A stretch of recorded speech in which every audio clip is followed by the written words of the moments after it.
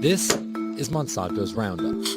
It's in cookies, breads, corn, crackers, chips, breakfast cereals, and beer. The list goes on and on and on. The active ingredient in Roundup is called glyphosate, and it's used by backyard gardeners and industrial farmers alike to kill invasive weeds. And whether glyphosate is harmful to humans or not is something of a $66 billion question. But first, what is glyphosate? There's never been a herbicide like it before.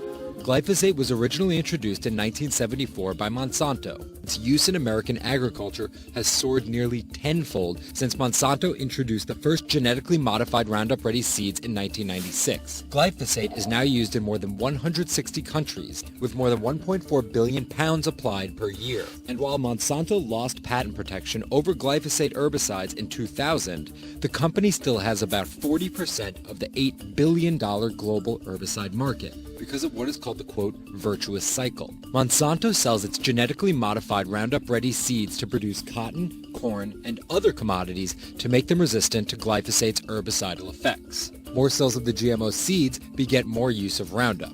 More herbicide use drives up demand for Monsanto's GMO seeds.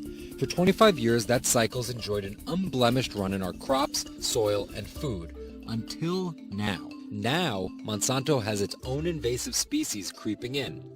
Doubt.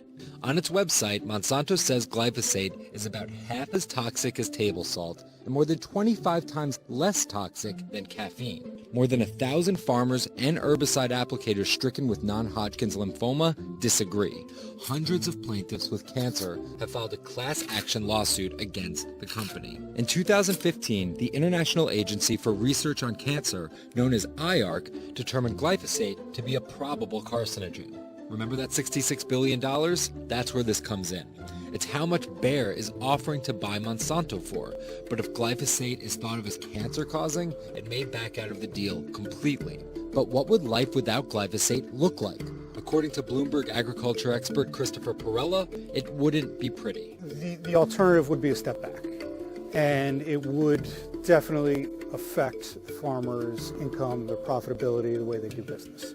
Eventually filters down to the consumer in terms of higher prices for meats, for all food products. The question now, after the EPA's own handpicked experts have also voiced concerns, is what the Trump EPA will do about it. But with administrations from Clinton to Bush to Obama promoting GMOs, it seems unlikely Trump's EPA will be any different.